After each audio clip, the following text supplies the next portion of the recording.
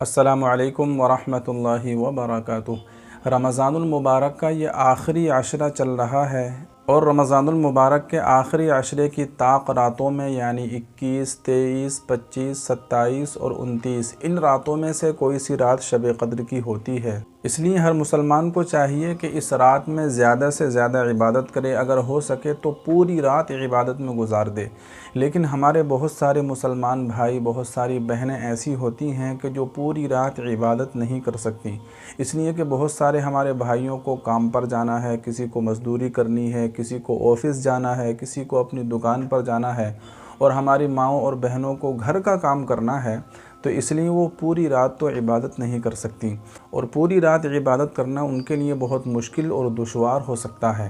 تو اس لیے آج میں آپ حضرات کو شب قدر میں عبادت کرنے کا ایک بہت ہی آسان طریقہ بتلاؤں گا کہ جس کی وجہ سے آپ شب قدر کی جو فضیلت ہے اور اس کی جو برکت ہے آپ اس کو حاصل کر سکتے ہیں۔ تو سب سے پہلا کام آپ کو یہ کرنا ہے کہ عشاء کی نماز جماعت کے ساتھ پڑھنی ہے، اسی کے ساتھ ساتھ تراویح بھی پڑھنی ہے، اور پھر اسی کے ساتھ ساتھ فجر کی نماز بھی آپ کو جماعت کے ساتھ پڑھنی ہے۔ اس لیے کہ اللہ کے نبی علیہ الصلاۃ نے ارشاد فرمایا کہ جو عشاء کی نماز پڑھے اور فجر کی نماز بھی پڑھے تو اللہ تبارک و تعالیٰ اس کو پوری رات عبادت کرنے کا ثواب عطا فرماتے ہیں۔ تو اس لیے جس نے عشاء کی نماز پڑھ لی اور فجر کی نماز پڑھ لی تو پھر اس کو پوری رات عبادت کرنے کا ثواب ملے گا۔ تو سب سے پہلا کام کرنا ہے، آپ کو عشاء اور فجر ضرور پڑھنی ہے۔ پھر ان 5 راتوں میں آپ کو دوسرا کام یہ کرنا ہے کہ جب آپ عشاء کی نماز پڑھ چکے ہیں تو عشاء کی نماز پڑھنے کے بعد آپ جتنی دیر بھی پڑھ سکتے ہوں، آدھا گھنٹہ، پون گھنٹہ، 1 گھنٹہ یا 1 پارہ 2 پارہ جتنا بھی آپ پڑھ سکتے ہوں، قرآن کریم کی تلاوت ضرور کیجیے۔ اگر آپ زیادہ نہیں پڑھ سکتے تو تھوڑا ہی پڑھ لیں، 1 پاؤ پارہ پڑھ لیں، لیکن قرآن کریم کی تلاوت ضرور کیجیے۔ تو دوسرا کام آپ یہ کیجیے کہ قرآن کریم کی تلاوت کیجیے۔ تیسرا کام آپ کو یہ کرنا ہے کہ تھوڑی دیر آپ کو ذکر کرنا ہے۔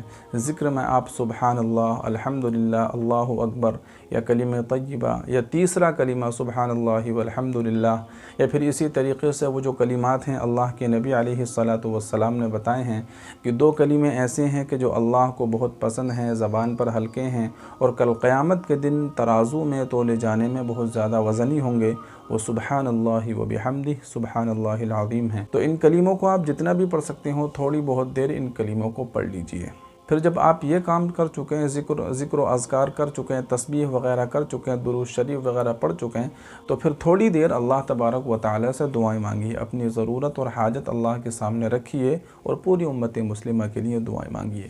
تو یہ تھوڑا تھوڑا کام، یہ تھوڑی تھوڑی عبادت آپ عشاء کے بعد ان 5 راتوں میں ضرور کیجئے۔